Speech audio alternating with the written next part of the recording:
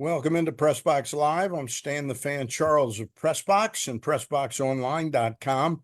With me today is Luke Jackson, managing editor of Pressbox and PressBoxOnline.com.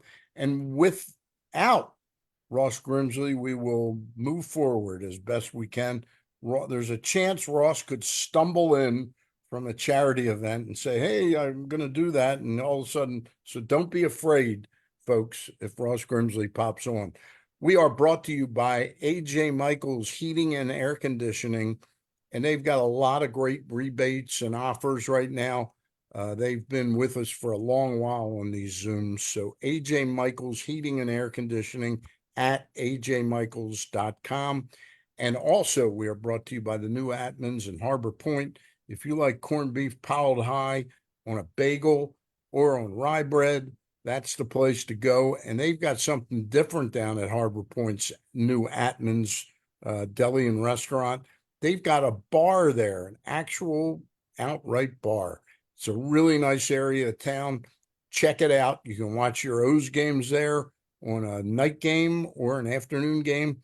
They're there for you at the Atman's Deli in Harbor Point. And we are also brought to you by the Costas Inn.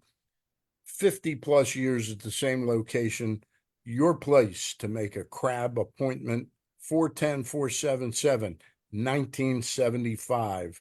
That's the number to call and reserve your order. Find out what the crab availability is, the price point, and just when you can do it, because you got to lock in a time and reserve your crabs. All right, a lot of business. And boy, Luke, the Orioles had a lot of business this week from since last Monday. They demoted Jackson Holliday. Not shocking. I thought he was showing a little bit of signs of normalizing a little bit. I thought he had a really good game on Tuesday. Then they sat him against Tyler Anderson, which I didn't understand. But then I understood a little more when they announced he was not going to stick with the club right now. But in addition to that, there's all these developments that Kyle Bradish may, in fact, start a game in the major leagues. John Means had a great outing yesterday for Norfolk. 7 innings, I think 1 hit, 8 strikeouts. Luke, was I right? No walks? I think you're right. I think I'm right. And I think it was a shutout for 7 innings. Yeah. He seems to be real close as well. Right. Luke gives me the news that CNL Perez is going to come up. And Luke, I wonder, do we know anything more if Perez is activated tonight? Is it possible it's a trade-off of him for Kimbrel, or will one of the other 3 that I allude to in my latest piece in PressBoxOnline.com, Bauman, Webb, or Ramirez would go for Perez's activation? Yeah, to your point, I think Kimbrel might be the move. I'm speculating here. Yeah. In both of his appearances past weekend, he did not look right. Nope. And looked like something was wrong. It looked like something was wrong. I think only 8 of his 24 pitches were strikes on Friday, and it was not heading in any better direction on Sunday had he been allowed to complete that 9th inning. So, yeah, I think that could be an easy move. But to your point, as you wrote today and on PressBoxOnline.com, there are a few arms in that bullpen that Brandon Hyde seems like he trusts them about as far as he can throw them. Yeah. And I called them in the piece, so I didn't have to repeat the names. The 3 are Michael Bauman, Jake Webb, and Johan Ramirez. Right. Now, some of this is going to get settled. Roles aren't necessarily clear-cut right now, but it would seem like that Andrew Suarez. Albert, you're right. Albert Suarez. I was right the first time. Albert Suarez is the guy that most fits either being given an opportunity to close a couple games or hand the ball to Cano for the 9th inning. He seems like he could be well suited for that. But I also want to discuss, Luke, what the club does with John Means, because Kyle Bradish means that they go from 5 starters, including Suarez, to 6. And then in short order, if Means is ready in the next few days, that's 7. Now, one thing I'm pretty sure of, they're not going to a pure 6 or 7-man rotation because they want Corbin Burnes to pitch every 5th day. Right. Even if they go to a 6, I think that Bradish would be in there, but there's room for Suarez to me to go to the bullpen. Yep. And I'm wondering if the move with Means, you and I have alluded to this. We like our starting rotation, especially when Bradish is available. Burns, Rodriguez, Bradish, Kramer, and Irvin are really a pretty good 5. Right. But the one thing they haven't been able to do this year, they didn't do it last year. They seem every night, no matter how well they're pitching, to leave the bullpen for needing to pick up 9, 10, or 11 Right. outs. Right. They just don't go long. And I'm wondering if John Means couldn't fulfill a role coming into games in the 4th or 5th inning and helping you avoid the new other 3 that you're Right. not that sure of, and have a potential top flight starter that's picking up 3 to 4 innings that gets you so those guys aren't pitching every night. Coulombe, Aiken, Cano, and Tate. Yeah, and I think that these questions are still several days away, Yep. for the most part, because like Albert Suarez just pitched, you can't use him for another 4 days anyway. Kyle Bradish, you're not going to be able to use until Thursday Right. at the earliest. John Means you're not going to be able to start until So Friday or Friday Saturday. or So we're Saturday. still so between now and then, something else will probably happen, which will impact the discussion. And the games right now aren't really important. They're only playing the Yankees. Right, right. And that was the thing over the weekend is that you had a couple winnable games going into this Yankee series that you Yeah. let slip away. Uh, you could say, you play a couple tight games against the A's, a much improved A's teams, by the way. If Yep. you split those 2 games, you're okay. They shouldn't have lost both, but they did, and that's just the reality of it. Your point about Suarez is interesting, just because he would provide a lot of things in the bullpen that there's currently lacking, mostly someone from the right side who can give you multiple innings. They Yep. have that from the left side in Aiken, but they don't really have that from the right side. And Suarez would give that to him. And he sort of has the velocity that you would want at the back end of a bullpen if they want to go that route. Suarez, what a terrific minor league signing last September. Yep. This group. He's really given them a lift at a time of need, and he probably should have gone to the Orioles. Probably should have gone to 3-0 in games that he started yesterday. Didn't happen. In terms of your idea about like a modified 6-man rotation, that's interesting to me. To your point, you're going to want Corbin Burns to start every 5th game, no questions asked. Yep. That's what you brought him in to do. That's what he's built to do. The more times Corbin Burns can start, the better off the Orioles are going to be. And I think But that Grayson almost reaches that, Mhm. but the reservation I have about not skipping him either, is that I still think, I'm not saying you want to control his innings that closely, but I think you want him to be still sharp Right. and strong enough for a playoff, if we get to the playoffs. Right. And so you might also want to ease in Kyle Bradish. You might want to No ease question in about that. John Yeah. Means. And so I think like a modified 6-man rotation might make some sense. And, on a given day, maybe a Dean Kramer is available in the bullpen, or on a given day, John Means is available in the bullpen. I think that that's something that they'll have to consider. Absolutely. To Yeah. your point in the story that you had on pressboxonline.com today, this isn't a time for panic. It's a time for a little creativity, because right now you're a little shorthanded in the bullpen, and well, you can argue that they're going to be shorthanded all year in the bullpen without Felix, right? Yep. And that's part and parcel of that. So that's sort of they are learning to live life without Felix Bautista right now, and there are some bumps in the road. Yeah. And what we don't know is, look, I'm a firm believer that this didn't catch Mike Elias, like blindside him. He knew when he signed Craig Kimbrell that he was getting a legendary closer who, when healthy, is going to close games out like 8 out of 10, 8.5 out of 10 times. But he had to know there was a possibility of injury risk with a 35-year-old guy who's Right. thrown as many innings as he has.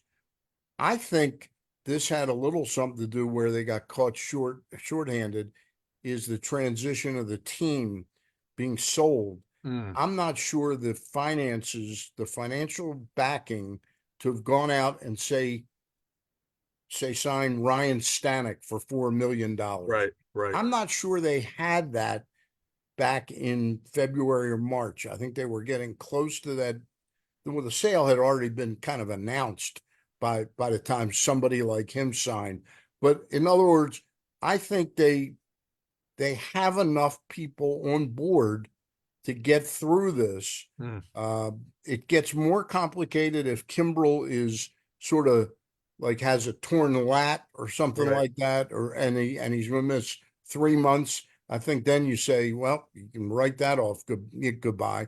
And then the Orioles really do have to go out and search. And I guess a lot of us thought that they would use some of this ammunition they have, like Stowers and Norby, right. to acquire a starting pitcher.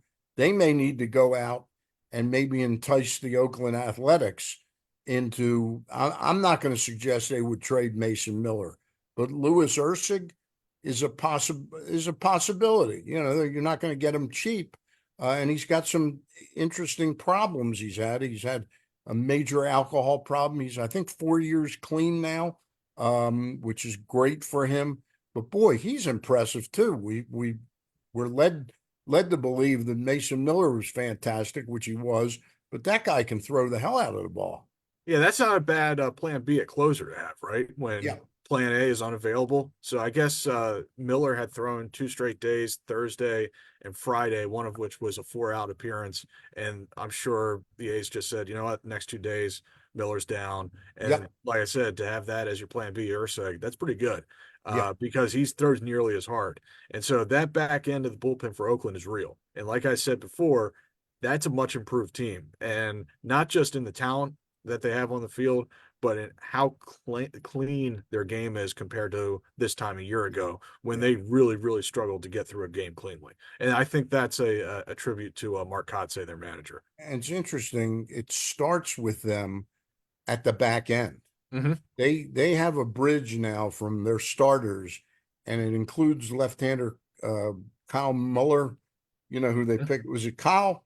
Yeah, it Was it? was Muller, failed starter, who they turned Yeah, into a but he reliever. was he was in the Braves organization. They picked him up, I think, in either the Olson deal or the deal for the catcher. Who's the former Oakland catcher that was real good? That's with the Braves. Oh, Sean Murphy. Sean Murphy.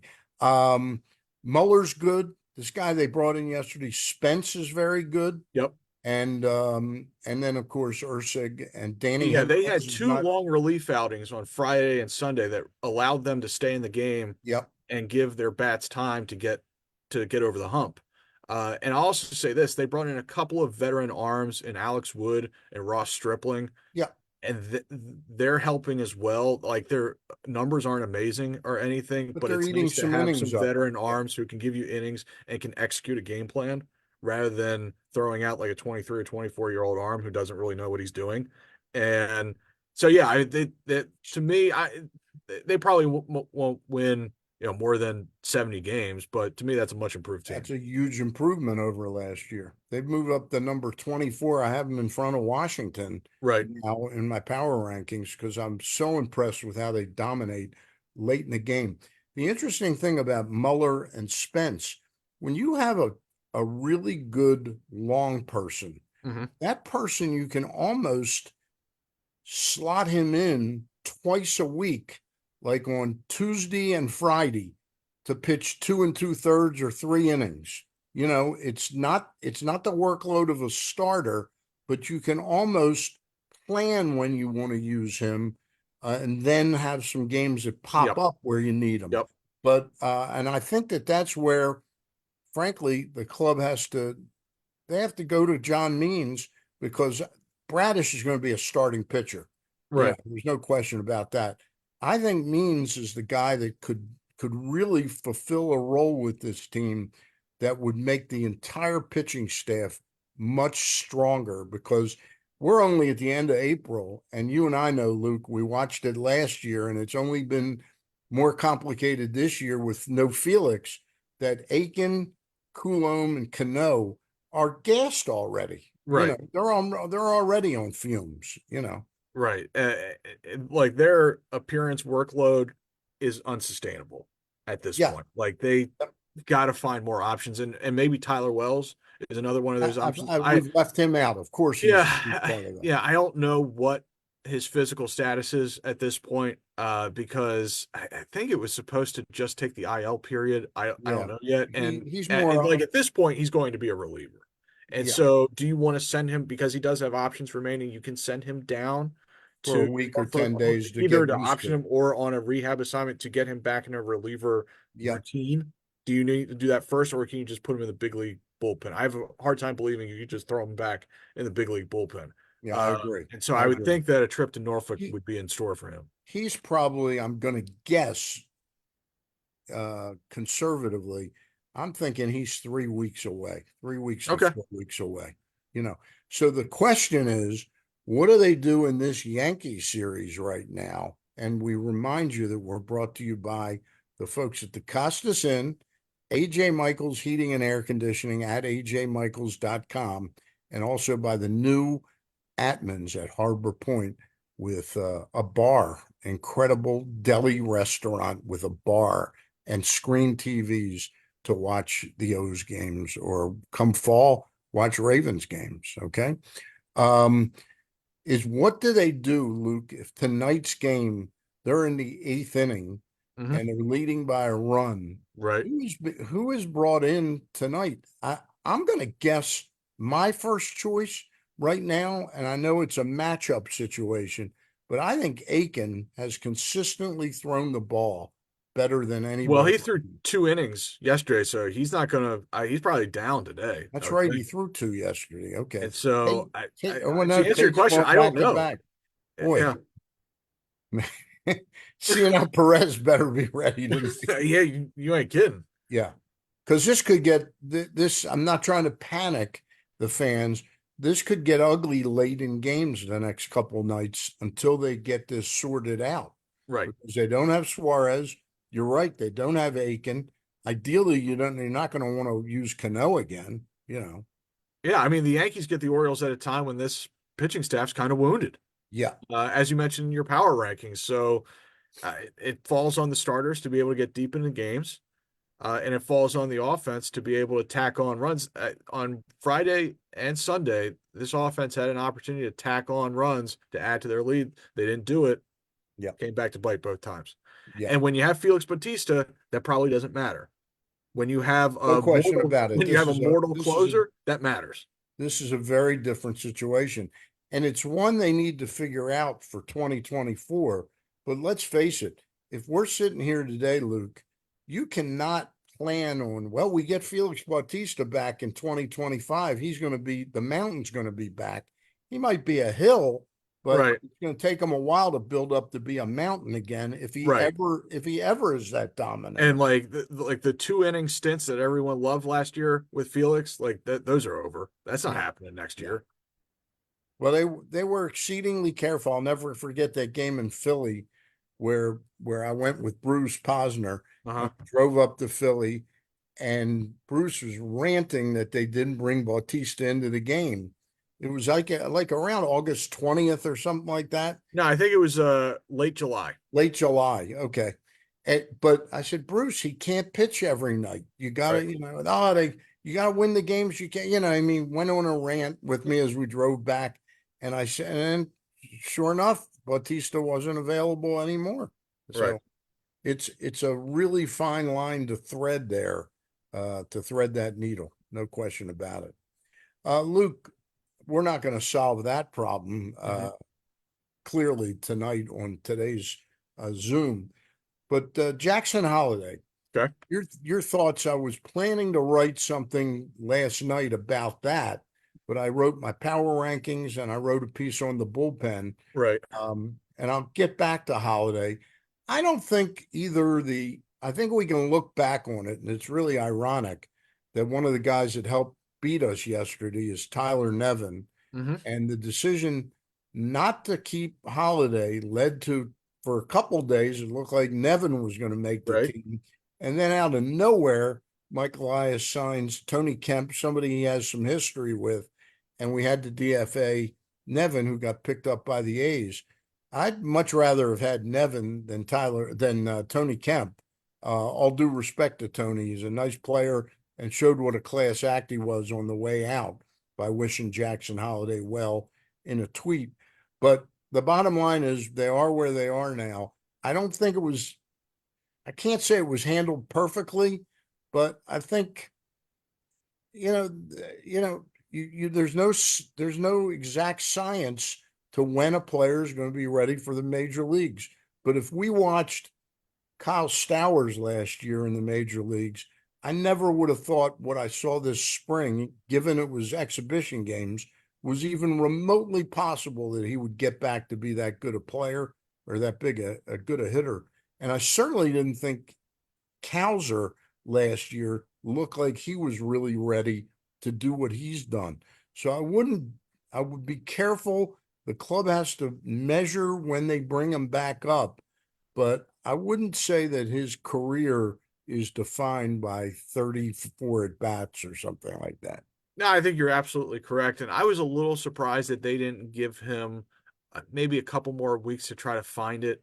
Yep. Maybe they were seeing some red flags and they just thought that there's no reason to waste any time. Let's send him down to Norfolk. Let's get him working on stuff away from the limelight. I thought you made an interesting point last week when you noticed that he wasn't playing against any lefties, like not even generic lefties like Tyler Anderson, he Yep. wasn't playing against.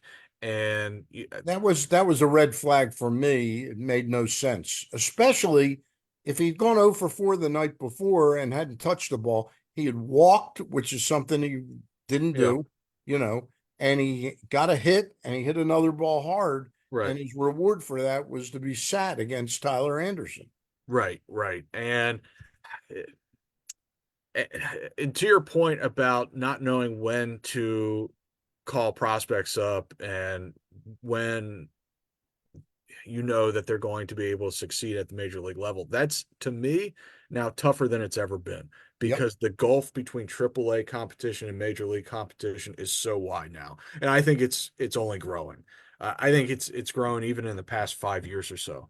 And go ahead. I got to throw in this PPI, Right.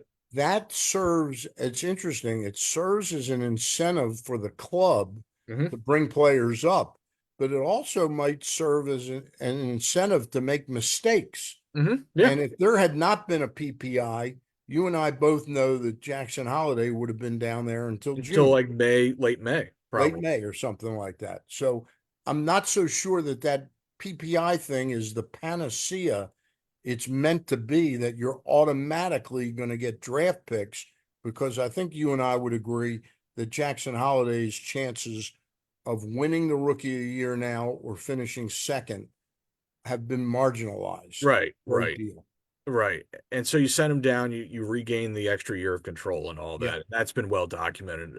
But I guess the concern in his performance, and again, it was only 30 something at bat, so you don't want to draw too many conclusions. But obviously, they were concerned that he was just getting himself into so many 0-2 counts. It seems sometimes that it's the same thing happened to Colton Cowser last year, that Yep.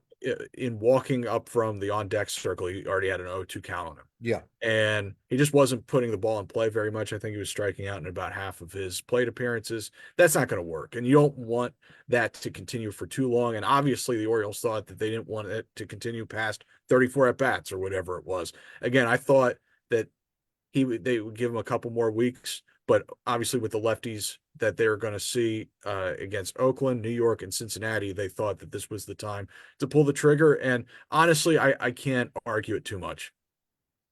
No, it's hard to argue with what they ultimately ended Is up the doing here. question is just did they rush him in the first place?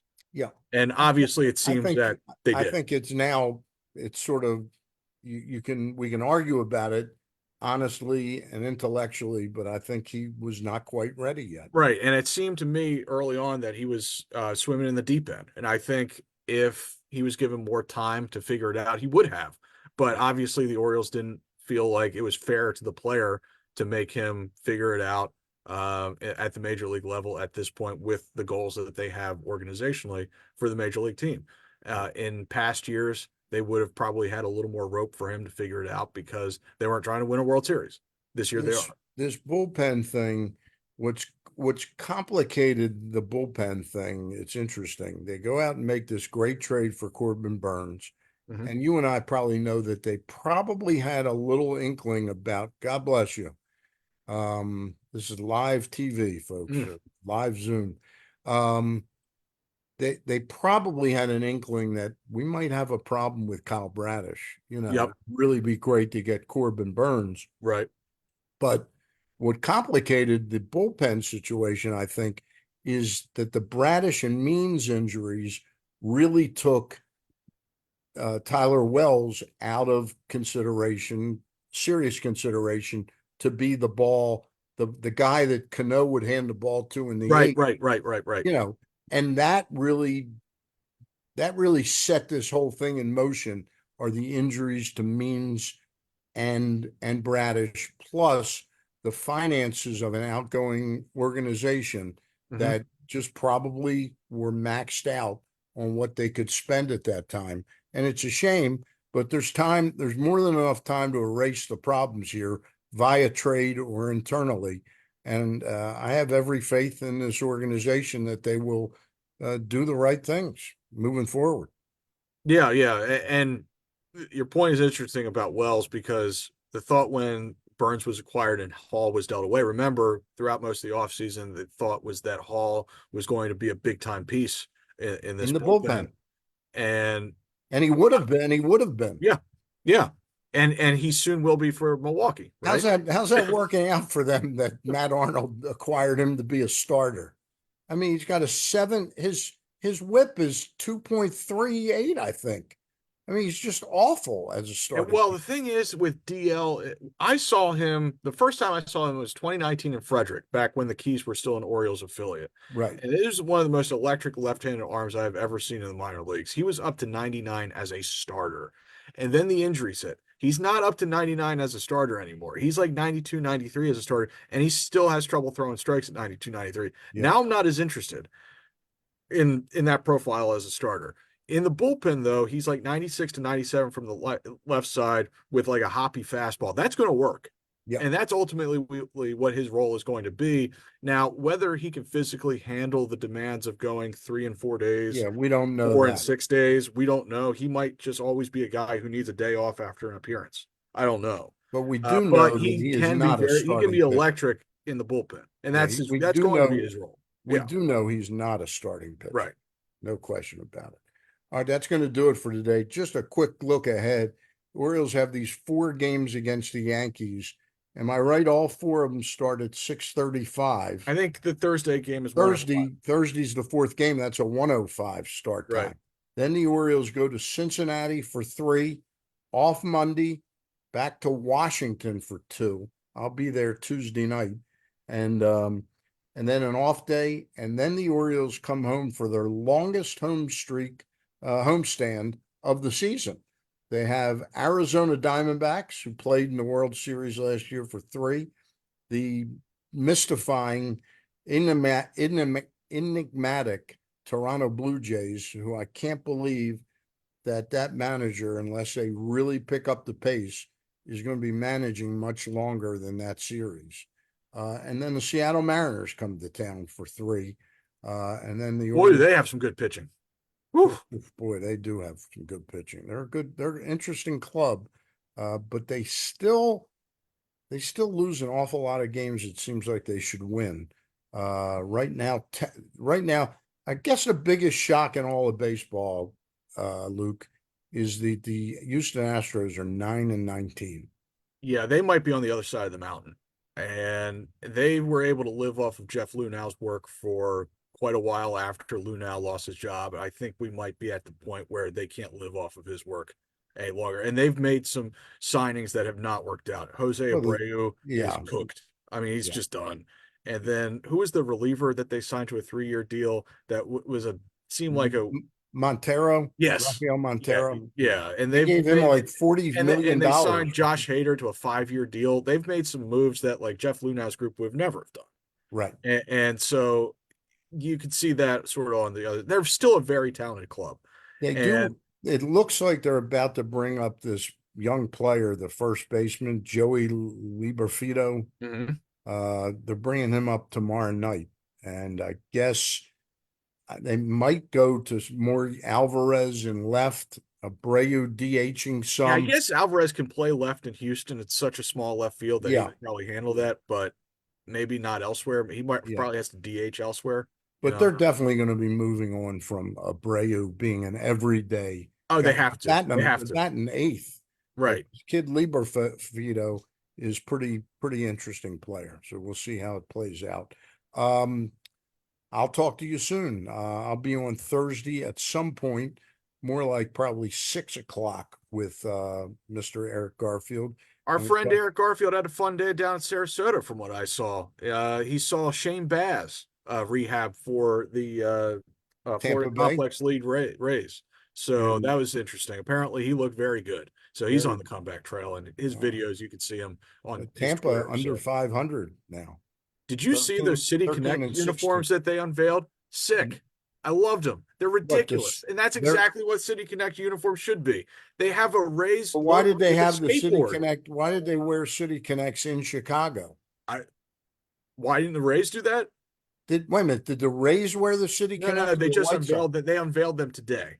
And so Oh, they're okay. going to, I think they're going to today debut them this weekend. And Okay. it's totally ridiculous. And that's exactly what City Connect uniforms should be. Like Yeah. they have a raised logo with a skateboard.